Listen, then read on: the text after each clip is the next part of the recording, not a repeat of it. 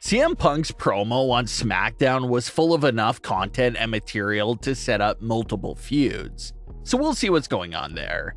We'll also check out what's going on with Dominik Mysterio, Jey Uso, and much more. Starting things off with a big great update for Jey Uso. As revealed on the December 4th edition of Raw, it was clear that WWE had run into some trademarking issues with Jey Uso's popular yeet catchphrase. Jey's yeet shirt was blurred and he could no longer wear the merchandise or even speak the word on WWE television.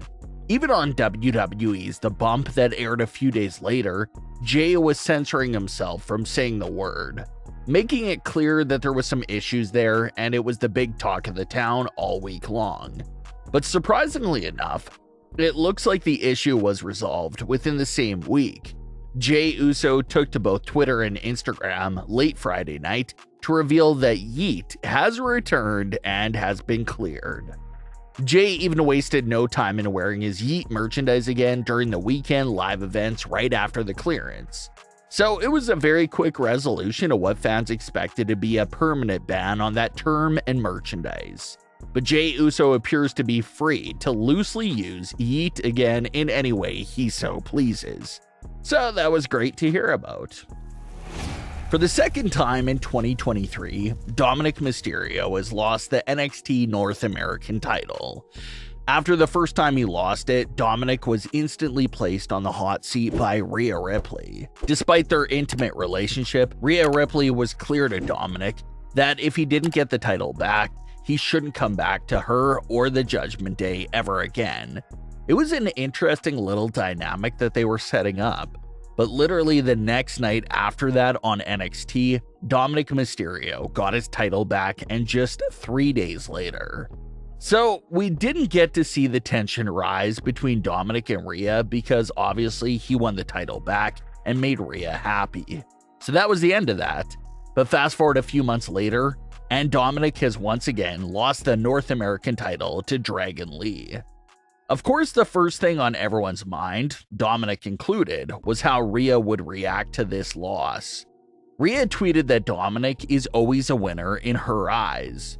She said that she is upset and sad, but that Dominik is the best workhorse in the WWE, and that she's proud of his growth during 2023.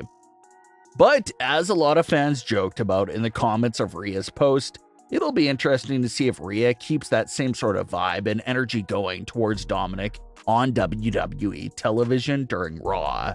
Will Rhea Ripley, the character, be as understanding and accepting of Dominik's title loss? Or will the character be a bit more animated about Dominik's disappointing performance? We saw how Rhea first reacted when he lost the title, so will she react the same way now that he's lost it again for a second time? Will she issue another ultimatum to Dominik? Obviously, the last time it happened, Dominik came out on the successful side of things. So maybe this time he does get his rematch, but he loses it this time around. And once Dominik loses the title rematch, the hole he's in with Rhea Ripley should only get deeper. Could the title really start to mark the beginning of the end for Rhea Ripley and Dominik Mysterio as a couple? Is it even the end of Dominik Mysterio in the Judgment Day altogether? Other than JD McDonough, Dominik is now the only Judgment Day member without gold. And obviously, they won't let him off the hook so easily after that embarrassing loss. So we'll see what ends up happening to him. CM Punk's promo from the December 8th edition of SmackDown was definitely a step up from his previous Raw one. Punk spoke and touched on so many different things and topics that had everyone talking. First thing Punk noted was that since he was out in the ring on the top of the second hour, that he couldn't be cut for time. A reference to his Raw promo that lost some time since it was at the end of the show and other things ran a bit over time. Punk said he's still thinking about what brand to sign to. CM Punk mentioned that Cody Rhodes did come up to him backstage and welcomed him back home.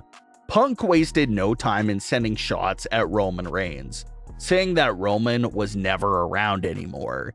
He congratulated Roman on his success and acknowledged him, but told him not to forget who was the original Paul Heyman guy, obviously referring to himself, and how Heyman was his wise man first. Punk wondered if he could throw down with Jey Uso on SmackDown, but joked that it wouldn't be a good idea since they have an endless amount of cousins and family members. Punk lightly touched on the idea of working with Randy Orton, LA Knight, and Kevin Owens. Since Kevin's recent storyline has included him punching around Austin Theory and Grayson Waller backstage, Punk joked that he's not sure if he wants to work with someone who goes around punching people backstage, which was a clear AEW reference to CM Punk's multiple backstage fights and altercations while in AEW. Punk didn't call Seth Rollins out by name, but instead referred to him as the one guy that didn't welcome him back with open arms. Punk said that he wasn't going to put stock in anything Seth Rollins says, since he's not even the man in his own household. Punk obviously referring to the idea of Becky Lynch wearing the pants and being the man of the relationship, while also playing off Becky's nickname of The Man. Punk wrapped up his promo by saying that he's going to finish his story by winning the Royal Rumble and main eventing WrestleMania. Main eventing WrestleMania has always been a career goal for CM Punk, and even throughout the peak of his WWE career in that 2011 to 2013 era. He was never able to headline the show he always dreamed of headlining. CM Punk was then shown walking up to the Bloodline's locker room door, most likely to pay his old friend Paul Heyman a visit.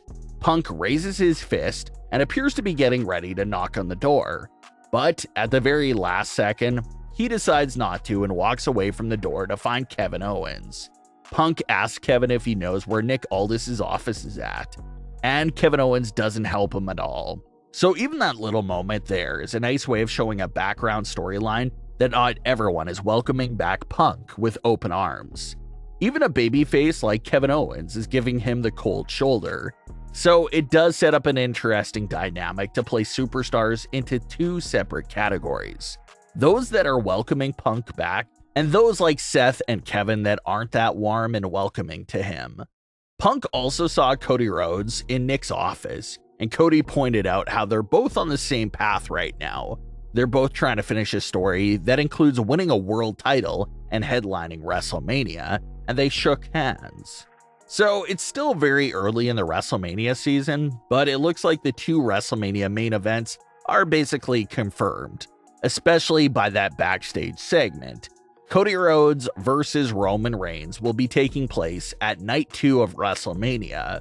The word has been out on that for a long time, and it looks like Night 1 main event could end up being Seth Rollins versus CM Punk for the World Heavyweight title. CM Punk finally gets to fulfill his dream of main eventing WrestleMania. But there is a controversy going on here. Prior to Punk's return, the rumored Night 1 main event was Becky Lynch versus Rhea Ripley. But it appears that CM Punk is bumping Rhea Ripley in the women's title out of that main event spot. Rhea and Charlotte were also bumped on the Night 1 main event at WrestleMania 39. So that is something that fans are split about and have mixed feelings on. So does that main event spot go to Rhea and Becky or Seth and Punk? That will be the biggest question heading into WrestleMania 40. But what are your thoughts on today's stories? Leave your comments below. Don't forget to subscribe with all notifications on and leave a like if you enjoyed. Thanks for watching, guys.